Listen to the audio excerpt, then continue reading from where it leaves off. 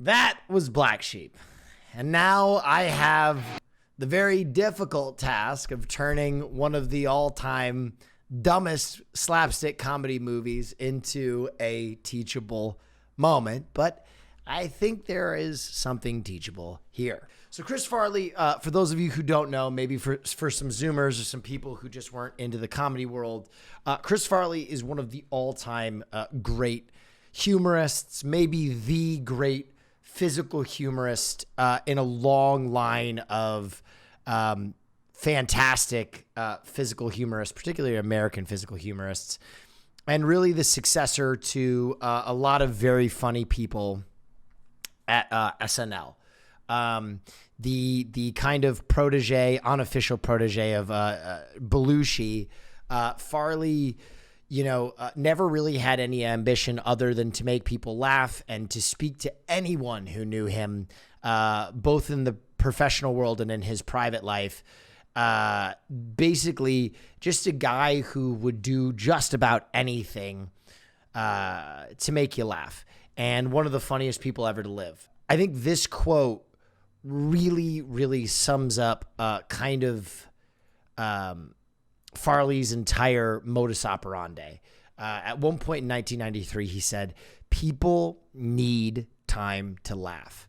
It's up to us to bonk ourselves on the head and slip on a banana peel so the average guy can say, 'I may be bad, honey, but at least I'm not as much of an idiot as that guy on the screen.'" I think that really sums up who Chris Farley was to a lot of people. It's fascinating to go back and watch not only Chris Farley's films, but all of his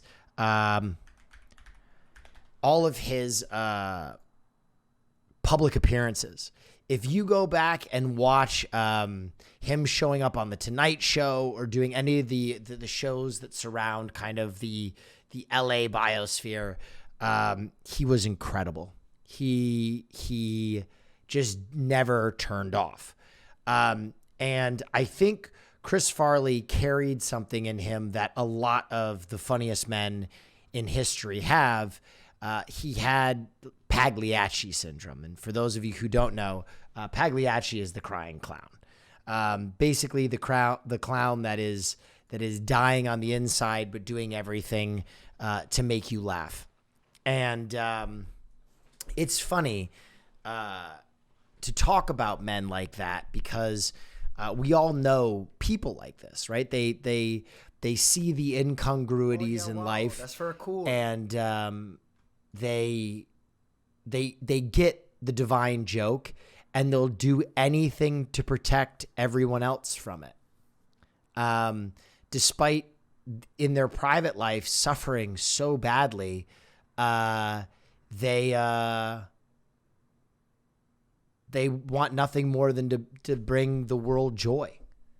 Robin Williams is one of these guys. Belushi is one of these guys.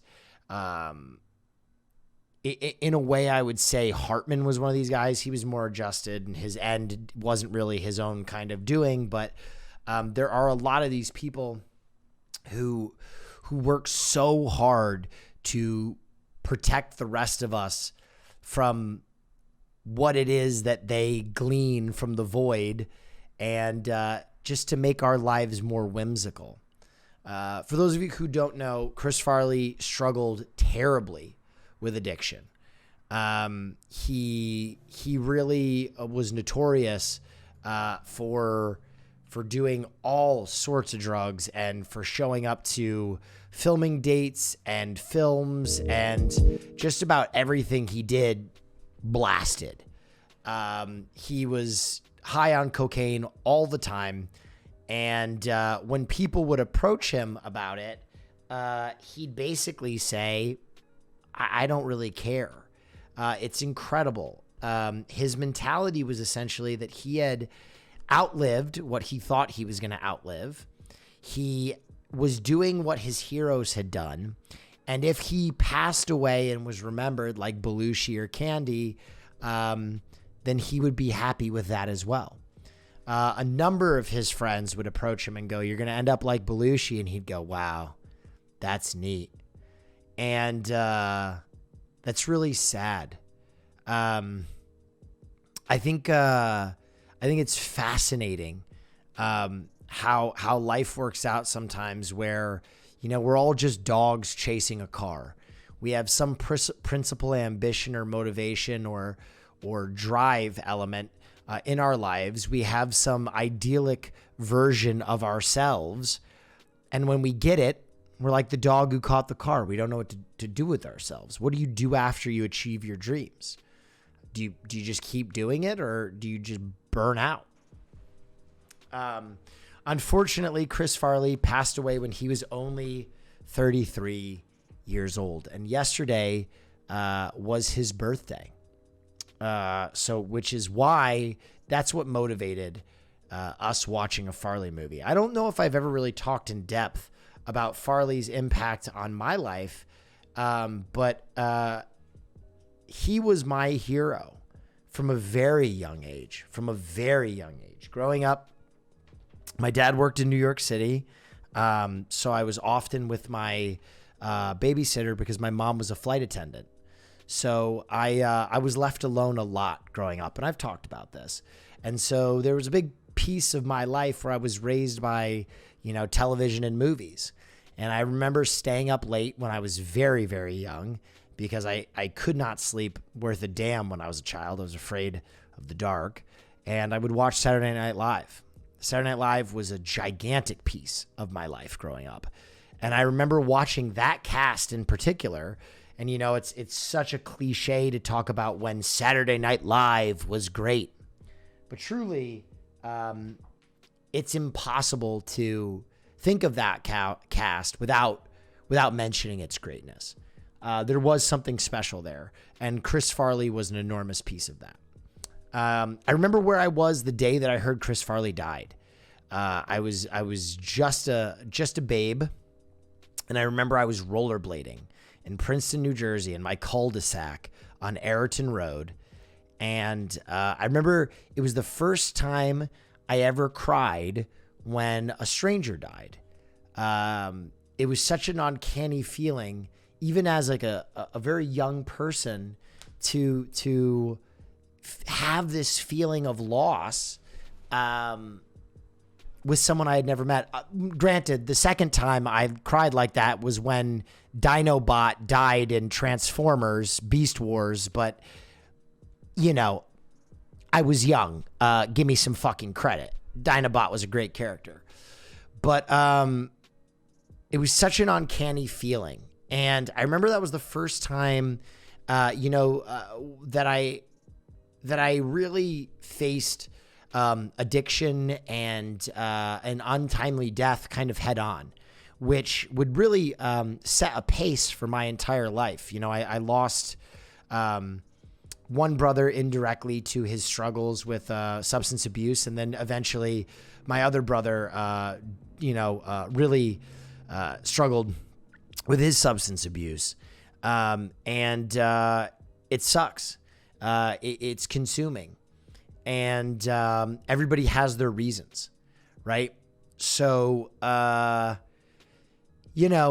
it was a really uncanny moment for me. And I think there's something even more uncanny about losing a clown, right? I think, some of you might be too young to even have been alive during Chris Farley's passing, but I'm sure we all remember Robin Williams' suicide. There was something just so bitter about losing someone who's brought you so much joy. It seems alien. It seems like it shouldn't happen. There is this kind of impossible dilemma where we otherize clowns, right? I'll tell you this. When I'm at a party and I'm low energy, everybody thinks that I'm, one drink away from hanging myself if I'm not entertaining everybody. It's just how it goes, right? When you're loud and gregarious and you entertain, you only really have one speed, and that can be very limiting, just because of what people expect of you. And it's interesting. I had a talk with Myth a while ago when I was kind of having a bad night. I was telling him essentially, and this is an overshare, but my mom had refused to get the COVID vaccine, and I told him it would be the greatest shame of my life if she died to COVID. Right? It would be the greatest disgrace of my life is that I couldn't convince the person I'm closest with to protect themselves. And Ali, Myth, kind of had this moment where he was like, damn, man, like, you don't really let these things on. You don't really let people in. We were out with a bunch of our close friends tonight, and, you have to be the man, was how he phrased it, where I always have to be setting up the party and entertaining, even if I'm not there, even if I'm wrecked inside. And I really took that in. And I'm almost 33 years old. I'm 32 years old, and it's crazy how like something that should be so obvious, a shortcoming that should be so right in front of my face, takes so long to arrive at. Because I'm just like Chris Farley. I'm that dog chasing a car. I've always wanted to entertain people. Now I entertain people for a living. What do I do?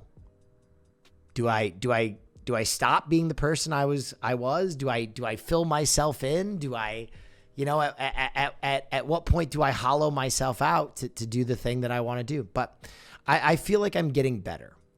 And I think it's scary because Chris Farley isn't an isolated incident. I'm not the only one to idolize someone who was dangerously in a bad mindset. There's something about the way that we idolize those that are gone too early, right? And for bad reasons too. It's so sad, but people fall in love with the tragedy. People fall in love with the tragedy of a Mac Miller. People fall in love with the tragedy of a Little Peep. People fall in love with the tragedy of a Kurt Cobain. People fall in love with tragedy. And you got to ask yourself, why? Why is that? Why is that? Why is that? And part of it, I think, is because those people immortalize themselves in a weird way, despite their own, mortality being realized in its most concrete form. There's an immortality to that, isn't there? And I think that's what Chris Farley saw in Belushi, right? That's why when people told Chris, you're going to end up like Belushi, he said, great. But I'm here to tell you that it is a bad mindset. It is completely okay to take in the works of very talented people. But I am going to tell you, you can be a very talented person. You can leave your mark, and you don't have to be this shell of a human, right? You don't have to do that, because the truth of the matter is we all die. Whether people remember you for 10 years or 100 years, they don't remember you at all. You all die, and it doesn't matter to you because you're gone. So don't worry about building this monument to your lifetime. Your impact is important, whether people remember it for a minute or a millennia. You're important. Your impact is important. Don't worry about the legacy. Leave it now. Live it now. And that's the teachable moment. Let people in. Don't give too much of yourself. Don't end up like Chris Farley. It's so sad that a guy that made so many people so happy was dying. He was dying. He was dying, bro. Crazy. Crazy dilemma. Anyway, the other thing that I just like to talk about on a much lighter note is physical comedy is great. God, do I miss it. God, do I miss physical comedy. It's like at some point in the 2000s, we decided that everything had to be like highbrow or so flushed out. We just kind of lost that. It's amazing. I haven't seen like a truly slapstick film in so long. Everything is kind of that like, guys, you're gonna want to see this. Oh, I don't know. Yes. Like that kind of just like, what? You might never see kind of those low cost, big screen films again that are just like dumb SNL era films. I just don't think they exist. I think Hollywood is so weird about recouping cost, that nothing can just be dumb anymore. Right? It's amazing to me that nothing can just be dumb. And I ask you, why can't we just be dumb anymore? Right? Why does everything have to have this elevated concept, highbrow, healing the world type message? Some things can just be dumb. And I miss dumbness. Jackass is kind of that on its face, right? Jackass is kind of like the physical humor without any plot or soul. It's just guys hurting themselves in real life, which is still very funny. And I guess it is dumb for dumbness' sake, but it'll be interesting when we see the next like film.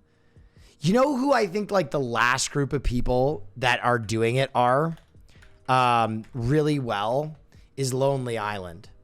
I think Lonely Island does a tremendous job. Tour de Pharmacia was fucking incredible. And it's so fucking stupid. I'm really, really, really looking forward to their Disney movie, the Chip and Dale kind of reimagining. I think it's going to be phenomenal. I really do. I saw the alert for it and I was like, oh my God. Someone said Broken Lizard. I mean, they had to crowdsource their last film. If you're talking about Broken Lizard, right? Broken Lizard couldn't get money to make Super Troopers 2. How crazy is that? Like, they had to crowdsource their film. But I got to give you guys a quick thank you because I don't know if this class will be as insightful or as film-based or as film class-based as the rest of the film classes, as much as it was kind of more for me. I'm a fan, and I enjoy Chris Farley. And sometimes film people just share stuff they like. And so I got an opportunity to share a big part of my upbringing, which was the original Farley films. And so let's watch this last song, and thanks for indulging me tonight. We'll get back to the normal content right after this.